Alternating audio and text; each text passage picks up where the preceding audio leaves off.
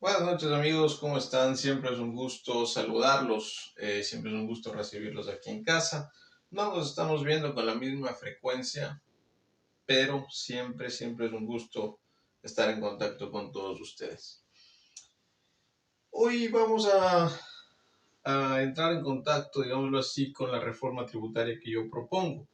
Antes de entrar en materia tributaria, solo quería rematar varias ideas que me parece que quedaron un poquito inconclusas en el pasado. La primera es acerca del plan de seguridad que les presenté hace ya algunos días. Es palpable que nuestros cuerpos de seguridad, tanto en las Fuerzas Armadas como en la Policía Nacional, salvo contadas excepciones, no son de calidad. Es por eso que si ustedes revisan una vez más el video, se dan cuenta que yo hago mucho hincapié en añadir o en crear o en traer o en juntar nuevas fuerzas o fuerzas incluso en una suerte de coalición extranjera, ¿verdad? En un afán de aumentar los números. Entonces, palabras más, palabras menos, perdón. Si no tenemos calidad, al menos entonces tengamos cantidad en materia de seguridad. Esto también se traduce cuando yo decía que hay que darle entrada al sector privado en la seguridad, con los guardias privados de seguridad, de ahí su nombre, ¿verdad? Es, como les decía, juntar fuerzas desde todos los sectores, sector público, sector privado, interno y externo, y entonces así, a falta de calidad, pues echar mano de la cantidad. Luego, en la reforma laboral que yo proponía en los días pasados,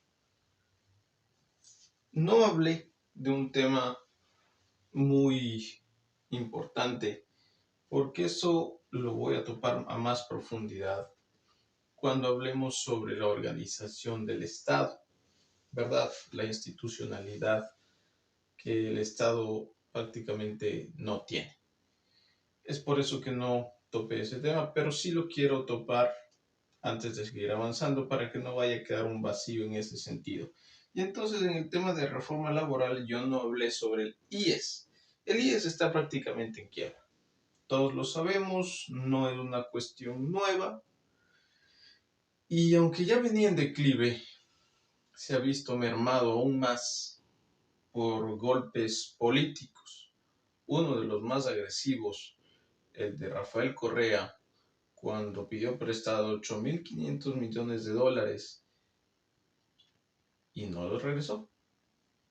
Entonces, así es muy difícil que una institución que ya tiene serios problemas administrativos y, y fisiológicos, porque su funcionalidad tiene muchas taras, así es muy difícil que una institución con todos estos problemas se llegue a recuperar en algún momento.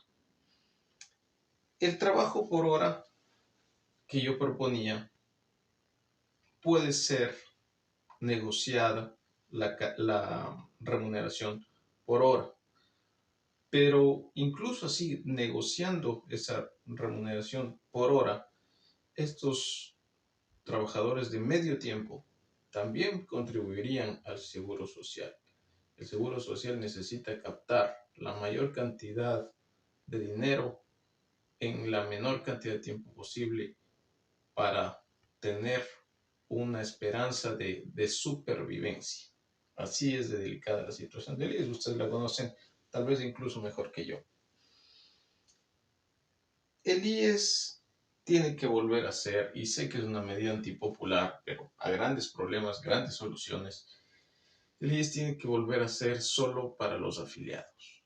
En el gobierno de Rafael Correa, en la suerte de populismo que preponderaba en ese momento, el IES se abrió para el afiliado y sus familiares.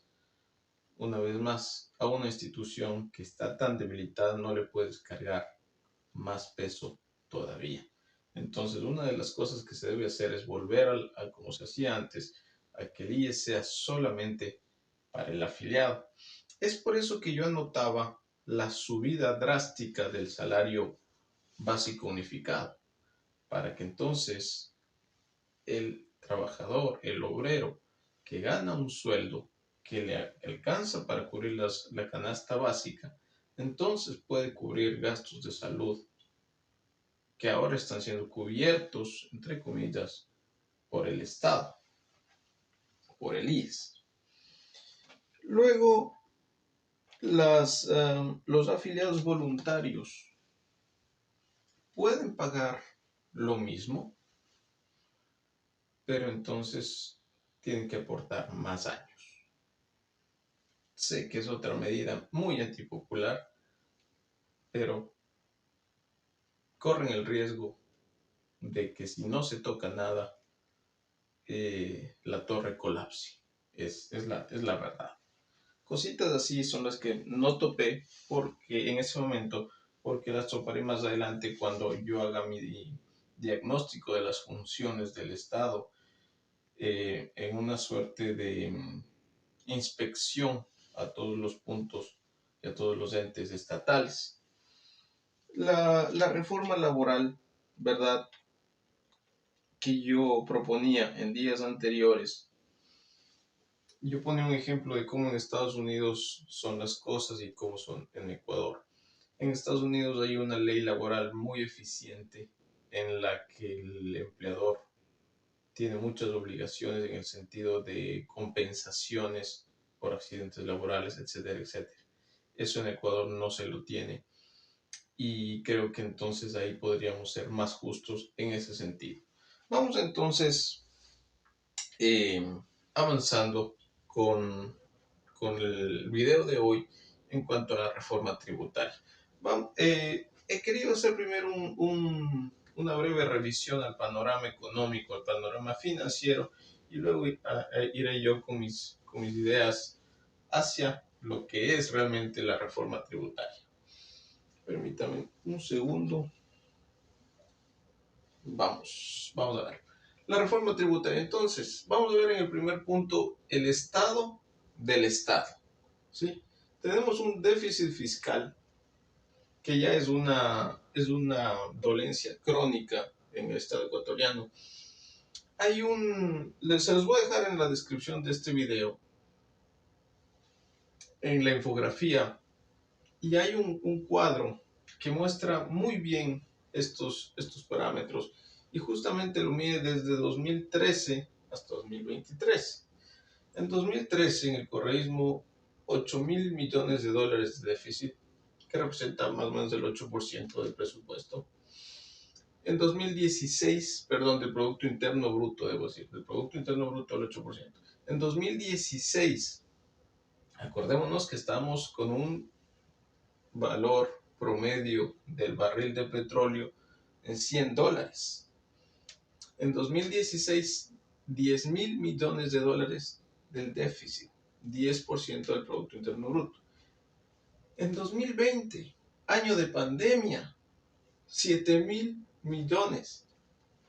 O sea que en 2016 algo salió mal porque se disparó a 10.000 millones de dólares, 10% del Producto Interno Bruto de déficit.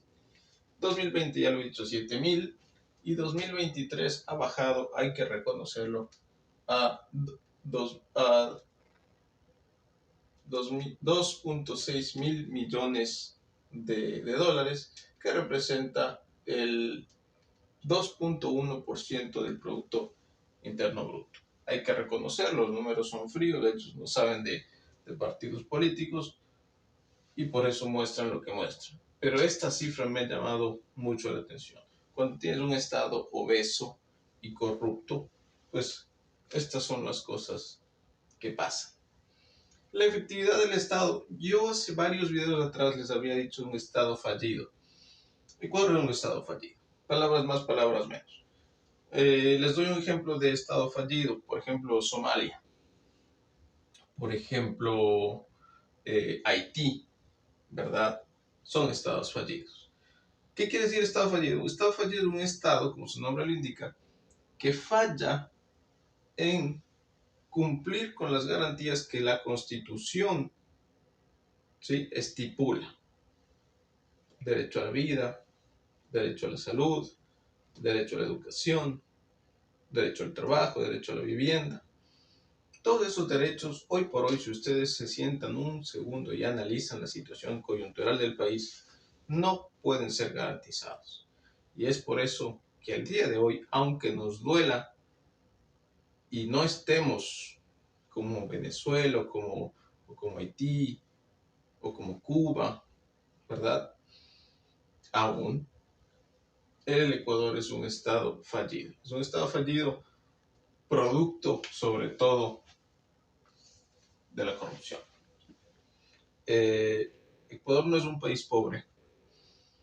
Ecuador es un país que lo han empobrecido gobiernos como estos que te dejan un déficit de 10.000 millones de dólares.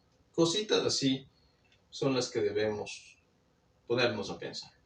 Ahora, la corrupción no solamente viene del sector público, la corrupción también viene del sector privado y es algo que voy a mencionar al final. El tamaño del Estado. Es necesario reducir el tamaño del Estado. En el correísmo, y discúlpenme que sea reiterativo, pero es la verdad, el Estado creció de manera exponencial hacia todos los ámbitos y lastimosamente sin sentido alguno. Entre tanta institución nueva y tanta secretaría y tanto ministerio, la corrupción fue al final la regla. Los sobreprecios, los amaños, ¿verdad? Todas estas situaciones y prácticas corruptas. Al reducir el Estado, tenemos que darle mayor apertura al sector privado, las llamadas privatizaciones. Los gobiernos de izquierda se han encargado de hacernos creer que las privatizaciones son lo peor que puede pasar. Y los malos gobiernos de derecha han confirmado justamente esas malas noticias. Cuando se hacen bien las cosas, las privatizaciones son muy buenas. Voy a dar un ejemplo más adelante, pero solamente para que estemos en la misma página, les podría dar un ejemplo en este momento. Reducimos el Estado, ¿verdad? Con el salario básico unificado al mismo monto del costo de la canasta básica familiar, ese obrero, ese trabajador, ya no necesita, ya no va a querer mandar a sus hijos a una escuela pública, que de paso es de mala calidad. Ya con dinero suficiente para suplir todas sus necesidades, ese padre de familia va a preferir mandar a sus hijos a estudiar a una escuela, a un colegio privado. ¿Qué hemos hecho en ese sentido? Le hemos quitado carga al sector público, el Estado, y se la hemos trasladado al sector privado. ¿Desde cuándo han existido las escuelas y los colegios y las universidades privadas? Prácticamente desde siempre. ¿Qué hay de malo con eso? Nada. Yo le daba un ejemplo el otro día a mi papá y le decía, imagínate que en un pueblo hay una sola panadería, el Estado. Vamos a hablar de la educación pública. ¿Ese panadero va a hacer bien el pan o lo va a hacer como le sale? Al fin y al cabo, es el único que tiene la panadería, entonces lo va a hacer como le sale. Pero si en ese pueblo entran 2 o 3 panaderías más, ¿este panadero va a seguir haciendo el pan mal o se va a poner las pilas y va a empezar a hacer un pan de buena calidad? Entonces, justamente, a mayor oferta de un bien o de un servicio, por competencia de mercado, que es algo que vamos a ver en el último ejemplo, la calidad tiene que mejorar porque hay competencia, porque tienes que captar, ¿sí?, a tus compradores. Esto es importante. Al final vamos a ser más intensos en este sentido, pero la reducción del Estado es necesaria y la apertura al sector privado es imprescindible. Vamos a ver el cuarto punto. ¿Cómo genera ingresos el Estado? El Estado ingresa dinero o genera dinero de la siguiente manera. En Ecuador, por ejemplo, 3.340 millones de dólares por conceptos petroleros, 16.025 millones de dólares en impuestos y 12.138 millones en otros. Otros se refiere a las otras industrias, la pesca, la agricultura, el turismo, etcétera, etcétera. Aquí quiero hacer una precisión. La palabra impuesto viene de imponer. Algo que ha sido impuesto no es algo voluntario. Cuando entonces usted es obligado a pagar el 100% de sus ingresos en impuestos, usted es un esclavo. Y cuando usted es obligado a pagar el 40% de sus ingresos en impuestos, usted es un 40% esclavo. Así hacen dinero todos los estados. Todos los estados. Y los que son más agresivos en la creación y en la recaudación de impuestos son los que más número de pobres, más porcentaje de pobres tienen a nivel mundial. Venezuela en este momento tiene el 90% de pobres. Su población, la población de Venezuela, el 90% son pobres. Socialistas del siglo XXI. 16.025 millones de dólares es lo que el Estado ecuatoriano ingresa en impuestos. El IVA aporta el 45%, el impuesto a la renta el 30%, y estos son la lista de los que más aportan, ¿verdad?, a este número de aquí. El IVA aporta el 45% de este valor, el impuesto a la renta el 30%, y el impuesto a los consumos especiales el 7.9%. Cuando el Estado es tan abusivo y aparte de que gana poco, le quita tanto de eso poco que usted gana, la economía se vuelve muy lenta. Me refiero al comercio.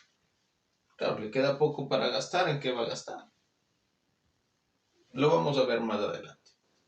El presupuesto general del Estado para este año 2023 fue fijado en 31.503 millones de dólares.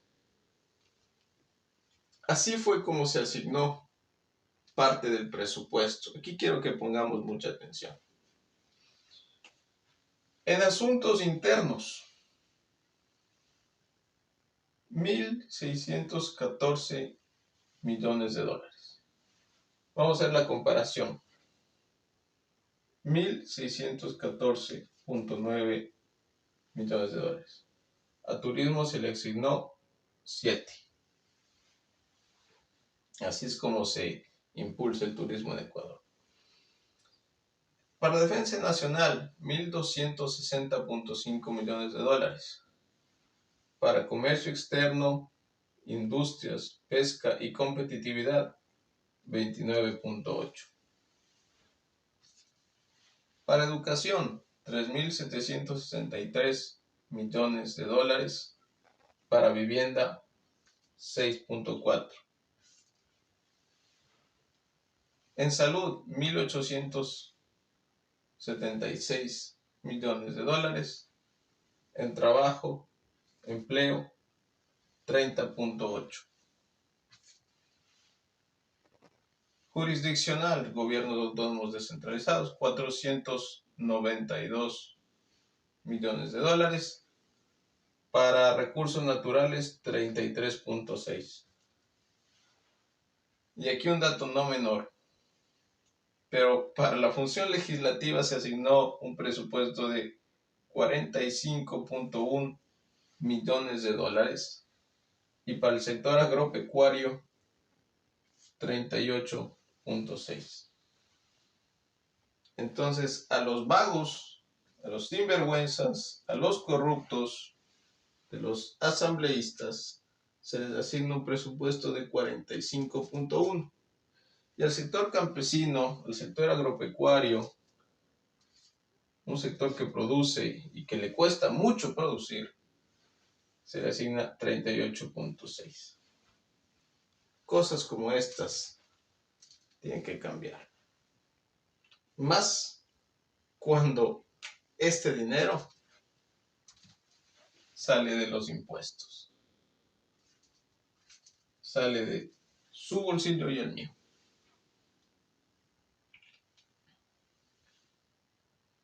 Son cosas que si uno no lee, no investiga, no se sienta un poquito a analizar, pasan desapercibidas.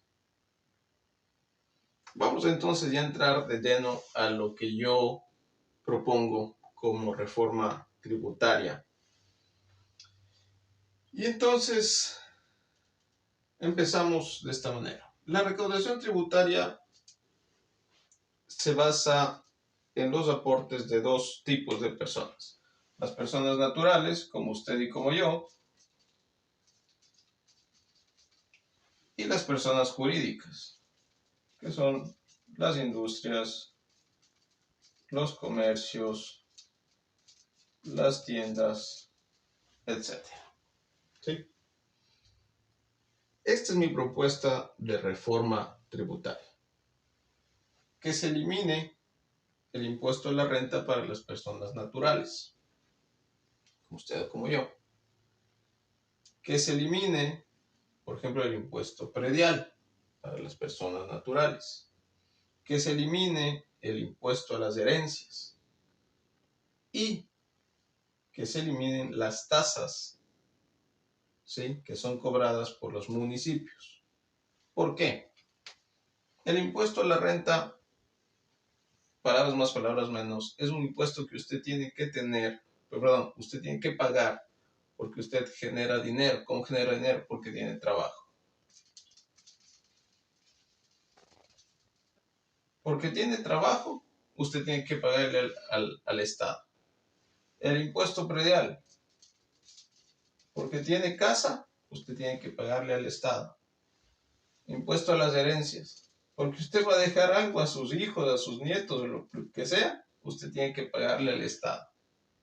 Y las tasas, si el municipio hizo unas obras por su barrio y eso hace que la plusvalía de su domicilio crezca, usted tiene que pagarle al municipio una tasa por plusvalía. Pero esa plusvalía sube porque hicieron obras. Pero esas obras lo hicieron con sus impuestos. Entonces, ¿por qué tiene que pagar usted una tasa? Usted tiene que pagar una tasa al municipio porque hicieron obras. Y esas obras subieron la plusvalía, pero esas obras fueron hechas con sus impuestos. ¿Se entiende lo estúpido y lo grosero de esto? Por favor. Todos estos cambios afectarían para bien a las personas naturales. Son eliminaciones que yo aconsejaría. Ustedes dirán, pero se va a desfinanciar el Estado si ya de por sí este presupuesto tiene un déficit. Vamos a ver qué tan cierto es. Rebaja, yo propongo rebaja de impuesto a la salida de divisas. No para las personas naturales, pero sí para las personas jurídicas. ¿Sí? Ojo, digo rebaja, no eliminación.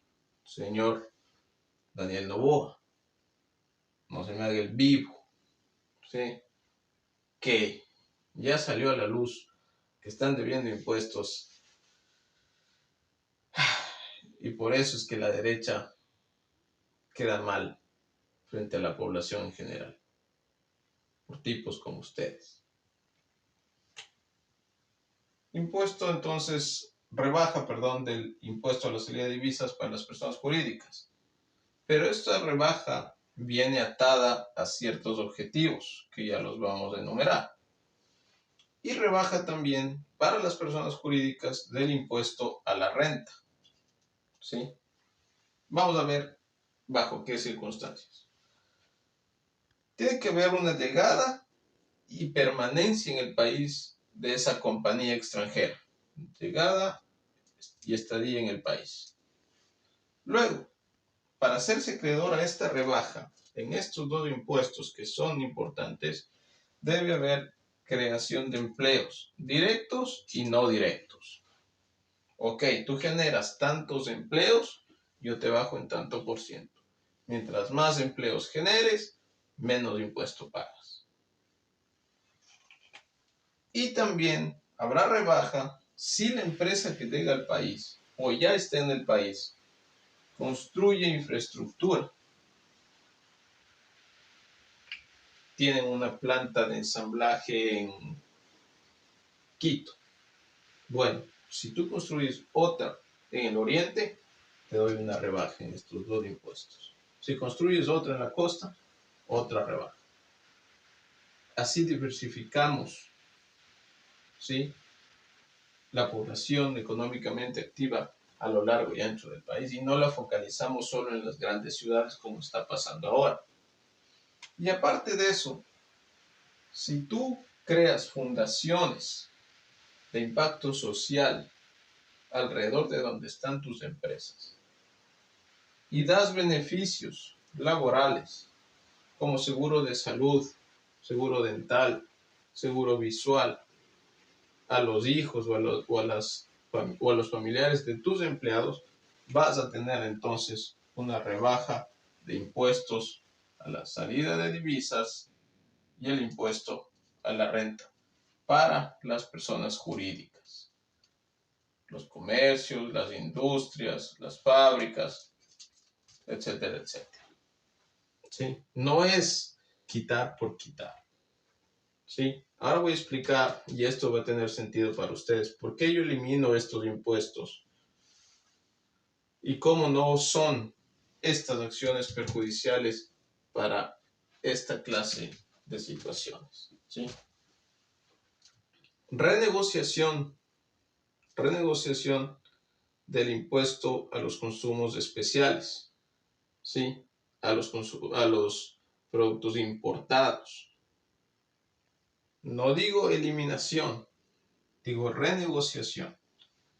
Porque ahora la población en general con un mejor sueldo va a tener acceso, va a poder tener la capacidad adquisitiva de poder consumir cosas importadas. Y renegociación de aranceles, sobre todo con los países limítrofes, Colombia y Perú, pero también con los socios comerciales más cercanos al país. En el plan de subsidios, debe mantenerse el subsidio del gas de uso doméstico, puede mantenerse el subsidio al diésel, porque está relacionado completamente y directamente con la producción, y debe subsidiarse la gasolina extra, porque es un bien de consumo, un combustible de consumo masivo, ¿sí? Las otras gasolinas o los otros tipos de combustibles no deberían tener un subsidio. Si ya usted gana lo suficiente, por eso es que estoy haciendo el análisis paso a paso, si ya usted gana lo suficiente para cubrir sus necesidades y quiere ponerle a su carro una mejor gasolina, que salga ese costo de su bolsillo. Hay que ser conscientes y hay que ser consecuentes con la realidad del país. Otra cosa que quería explicarles en esta parte. Si vamos a eliminar estos impuestos para las personas naturales, tenemos que aumentar el impuesto del valor agregado, IVA. ¿Sí? ¿Por qué? Como les decía hace un segundo, si ahora usted tiene poder adquisitivo, muy seguramente ese dinero no se va a quedar en su bolsillo o en el banco. Usted con más dinero va a salir a gastar. Entonces, aquí vemos que el impacto del IVA es el más grande, ¿sí? Por mucho. 45 en primer lugar el IVA, en segundo el impuesto a la renta con 30, prácticamente 50% más, y luego recién viene con 7 los consumos especiales. Entonces al IVA es al que hay que fortalecer. Si usted ya tiene dinero ahora para suplir sus necesidades y va a salir al mercado con mayor poder adquisitivo, le voy a grabar un poco más de IVA y no va a resentirlo tanto como lo está resintiendo ahora, pagando impuesto a la renta, impuestos prediales, impuestos a las herencias, tasas al municipio, etcétera, etcétera. Incluso es un ejercicio de justicia, porque usted va a pagar, perdón que lo ponga aquí, usted va a pagar más IVA, pero usted está pagando por algo que usted ya tiene, un bien, un servicio, etcétera, etcétera. Porque ahora usted está pagando todos estos impuestos por algo que no lo ve. Pero si va a pagar más IVA por algo que usted ve, yo creo que primero es lógico y segundo es más justo. ¿Sí?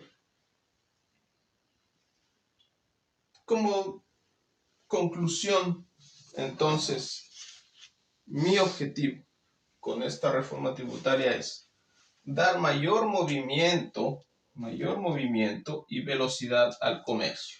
Uno de los grandes problemas que tiene en este momento la economía ecuatoriana es que es supremamente lenta. Es que, claro, gana 450 mensuales y luego tiene que pagar todos estos impuestos y todos los precios están tan altos que nadie sale a comprar. Y si nadie sale a comprar, el que produce tampoco puede producir. Y el que vende tampoco puede vender.